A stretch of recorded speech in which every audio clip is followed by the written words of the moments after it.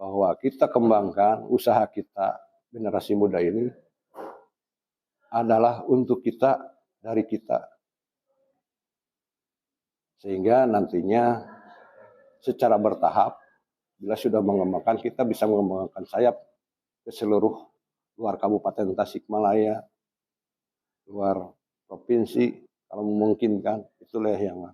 Tapi kita dalam usaha itu memang memerlukan tidak semudah membalikan telapak tangan. Pasti ada rintangan, tantangan, kemudian juga ada hambatan yang memang harus dilalui.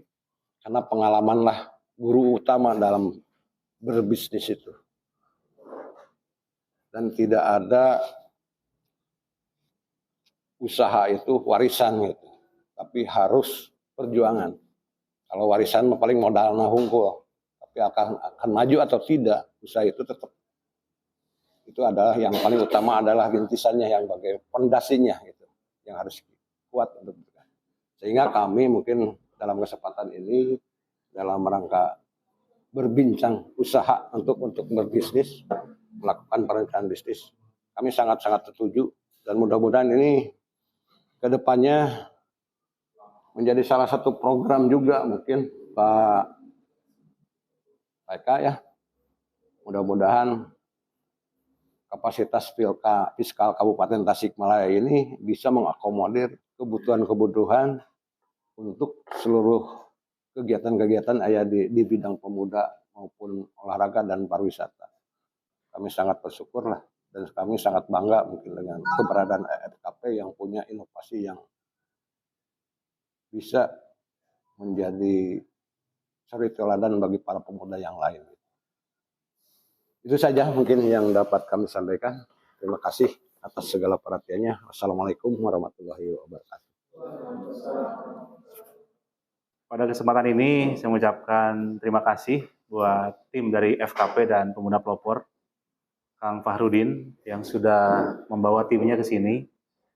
Karena ini merupakan agenda yang sudah direncanakan sejak lama, berhubung ada suatu hal sehingga terus molor. Dan di sini saya ucapkan apresiasi ini untuk Fahrudin CS dengan kepemuda peloporannya dan FKP-nya, karena sebelumnya kemarin sudah ada lagi kegiatan di FKP dengan kemandiriannya itu sudah terwujud, dan saya salut untuk materi-materinya itu materi yang dianggap sederhana tetapi sedikit yang menguasai. Seperti kemarin ya di acara di Cikunir itu materinya sangat sederhana. Hanya mengenalkan bagaimana cara membuat sebuah badan hukum dan segala macamnya. Nampak sederhana, tetapi sebetulnya sedikit yang menguasai.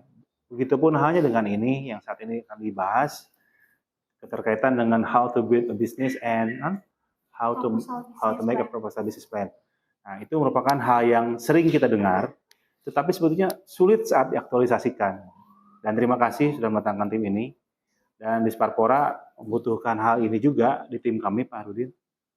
Dan mudah-mudahan tadi kata Pak Kadis, kegiatan seperti ini itu merupakan suatu hal yang memang baiknya itu kita rutinkan, dan mudah-mudahan keanggarkan Kang Tantan dikolaborasikan nanti dengan program-program FKP supaya masyarakat itu tahu bagaimana cara membuat bisnis yang memang bisa dilegalisasi dengan regulasi yang ada, supaya bisnis itu dapat memiliki legalisasi hukum dan akhirnya dia punya planning ke depan yang lebih pasti. Untuk itu, pada kesempatan ini saya ucapkan terima kasih, dan ayo kita lanjutkan dan kita dengarkan bersama. Terima kasih. Assalamualaikum warahmatullahi wabarakatuh. Dan kemarin juga alhamdulillah Pak, kita ada lomba wirausaha muda pemula tingkat Provinsi Jawa Barat. Kita mendapatkan juara 3, baik untuk yang konvensional maupun yang syariah. yang di provinsi itu Baby Dap, fashion juga, dan yang syariahnya itu Kemala Hijab. Berwirausaha itu bukan hanya kita bermodal dengkul saja, tapi skill dan pengetahuan juga kita di-upgrade ya. Yang tadinya tidak tahu menjadi tahu, dan tadinya tahu menjadi ahli. Demikian, mungkin silakan untuk waktu yang tepat kami persilakan kepada siapa dulu?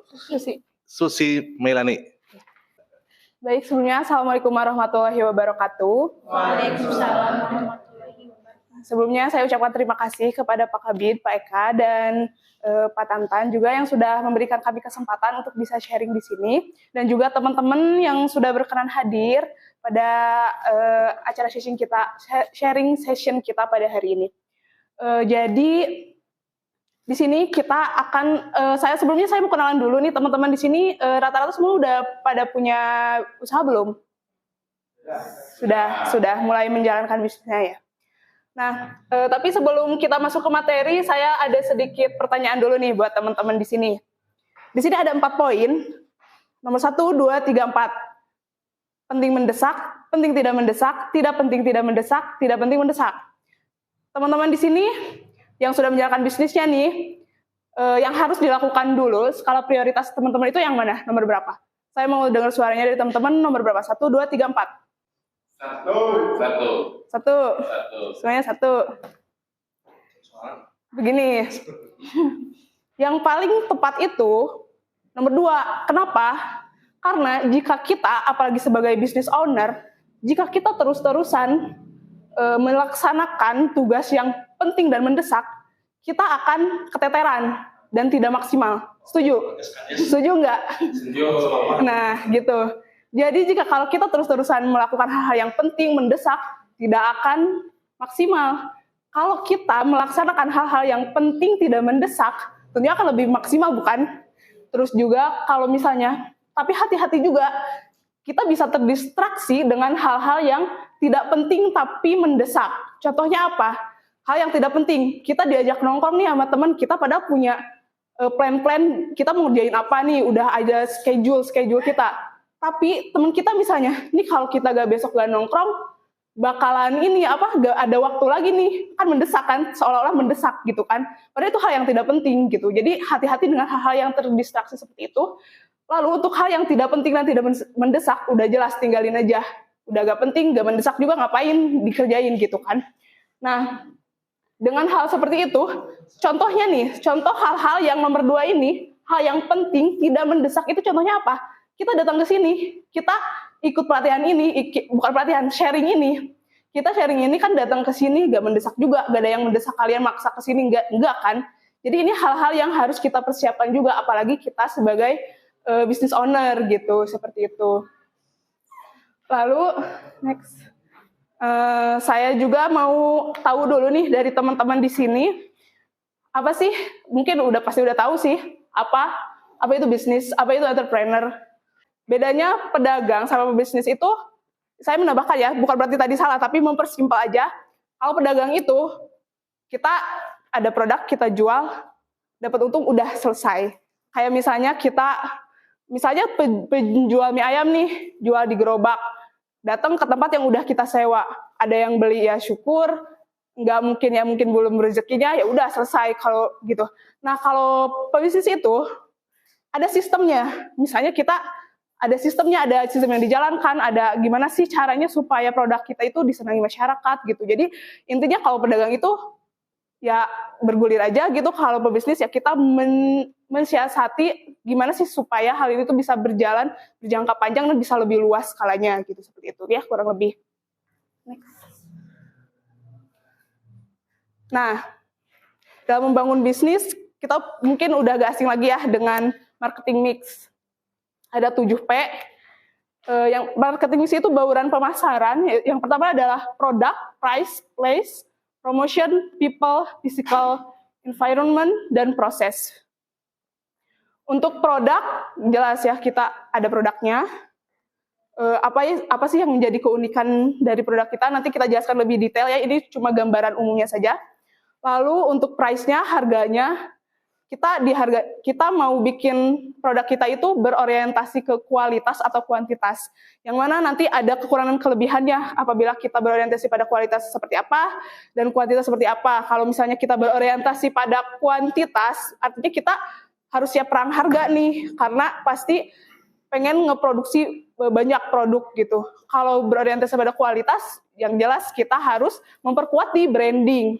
Karena kalau misalnya branding kita udah kuat, mau jual harga berapapun kan nggak masalah gitu kan. Lalu untuk place, untuk tempatnya, entah itu mau misalnya kita belum bisa buka outlet, kita bisa jual secara online. Itu juga place untuk produk kita. Lalu untuk promotion, nanti kita jelaskan lagi lebih detail. Intinya promotionnya itu apa sih yang tepat untuk mempromosikan produk kita gitu. Lalu untuk people, kita juga jangan hanya fokus pada produk kita, tapi kita juga harus mempertimbangkan mengenai SDM kita dalam menjalankan bisnis kita gitu. Lalu physical environment, kemudian juga secara fisiknya itu seperti apa produk kita dari segi dari kemasannya atau mungkin secara terlihatnya gitu seperti itu, dan prosesnya dari mulai apakah misalnya kalau makanan prosesnya itu seperti apa, dari mulai dari kita produksi kemudian sampai ke tangan konsumen itu prosesnya itu seperti apa gitu. Next. Nah, teman-teman mungkin di sini ada yang udah mulai, ada mungkin yang belum, tapi hal yang tidak boleh dilewatkan adalah riset dulu. Jangan langsung, ini sekarang lagi rame jualan, langsung aja jual gitu kan. Kita harus riset dulu nih, apa sih yang, apakah produk yang mau kita jual itu nanti bisa berjalan jangka panjang atau enggak gitu, seperti apa. Nah, risetnya itu riset di produk, operation, dan marketing. Next. Nah, riset pertama itu adalah riset market. Kita nih mau jual, misalnya kita sukanya makan misalnya bakso aci. Orang-orang suka gak nih bakso aci? Orang-orang mau gak nih ngeluarin uangnya untuk beli bakso aci kita gitu misalnya contohnya. Atau kita mau jualan baju. Jual baju apa? Mau jual daster, mau jual pajamas. Lagi dibutuhin gak nih pajamas sekarang? Kan kita harus tahu dulu ininya, marketnya. Riset pasarnya dulu gitu. Untuk bisa kita tahu memahami dulu target market kita nantinya gitu. Supaya apa? Supaya kita, ini ada 4 poin: evaluating, understanding, predicting, dan controlling. Yang pertama, evaluating. Kita bisa evaluasi dengan produk kita gitu kan. Evaluasi dengan adanya kita riset dulu nih ke marketnya dulu, kita bisa mengevaluasi ini apakah bisa gak sih produk kita masuk ke target market kita gitu, seperti itu. Dan understanding di sini adalah memahami konsumen kita, bisa itu dengan cara kuesioner atau wawancara teman sekitar, apa sih sekarang yang lagi dibutuhin, atau mungkin bisa lihat di sosial media, di kalangan kita nih lagi dibutuhinnya tuh apa gitu kan, kayak gitu. Terus kemudian juga predicting, dengan adanya hal-hal itu kita bisa memprediksi juga nih ke depannya, karena kita juga nggak tahu nih ke depannya akan seperti apa, tapi dengan adanya hal ini kita bisa memprediksi keberlanjutan dari produk kita, usaha kita gitu, seperti itu. Dan tentu saja controlling, kita bisa mengontrol apakah sudah sesuai dengan planning kita nih gitu, apa belum gitu. Next. Nah, selain dari riset market untuk produk kita sendiri, kita juga harus meriset kompetitor kita. Kita berbicara, saya nih bicaranya tentang produk saya aja nih gitu kan, saya di bidang fashion, baju gitu kan. Riset kompetitor seperti apa, misalnya tentukan fokus utama riset kita. Mau riset kompetitor itu buat apa? Buat tahu, bukan berarti kita untuk menjatuhkan kompetitor juga, bukan gitu, bukan untuk hal seperti itu, tapi untuk kita tahu kelemahan-kelemahan dari kompetitor kita itu seperti apa. Nih misalnya buat daftar kompetitor. Daftar kompetitor kita itu bagi 3 yang setara sama kita nih, yang menurut kita setara ya, menurut kita setara brand apa nih yang hampir sama penjualannya itu, misalnya baru mencakup di Tasikmalaya aja, nama produknya apa. Kemudian yang di bawah kita apa nih, yang di bawah kita kompetitor kita yang terbilangnya tuh kita kira itu masih bagusan kita gitu dari segi misalnya pemasaran atau mungkin foto produknya dan hal lainnya. Kemudian yang di atas kita jelas itu sebagai acuan juga buat kita gitu. Yang di atas kita itu apa nama brand-brandnya, cari tahu dulu gitu. Jangan asal langsung kita jebret-jebret aja, kita harus cari tahu dulu. Kemudian tentukan metode analisisnya. Nanti kita jelaskan mengenai metode analisis SWOT ya, mungkin teman-teman juga udah pada tahu nanti. Kemudian juga temukan peluang bisnisnya. Nih ketika kita udah tahu kekurangan kita juga mungkin nggak sempurna ya, kita juga masih ada kekurangan di produk kita. Kedepannya bisa juga dengan melihat kita kekurangan di brand lain. Misalnya nih contohnya kita jual kerudung, kan macam-macam tuh jenis kerudung kan ya. Nah misalnya di kompetitor kita itu dibanyakinnya itu warna, tapi jenisnya itu sedikit. Misalnya cuma segi 4 sama pasmina aja, tapi warnanya tuh banyak. Itu kan jadi kelebihan mereka ya, warnanya banyak. Apa sih yang bisa kita timbulkan dengan adanya kekurangan mereka untuk melengkapi kekurangan mereka, kompetitor kita? ya kita adain jenisnya yang banyak gitu. Walaupun warna kita terbatas, jenisnya yang banyak. Kan kerudung ada banyak jenisnya. Ada bergo mungkin ya. Mungkin teman-teman cewek tahu gitu kan. Terus juga bahannya dibanyakin. Kan itu bisa jadi kekuatan kita gitu. Walaupun yang kompetitor kita udah punya kelebihan gitu. Kita juga tidak menutup kemungkinan kita juga bisa membentuk kelebihan-kelebihan itu. Dan itu menjadikan sebagai peluang bisnis kita gitu. Itu jadi kekuatan, strength bisnis kita gitu, seperti itu. Kemudian buat strateginya gitu, entah itu dari pemasarannya, kita buat strateginya itu seperti apa. Lanjut.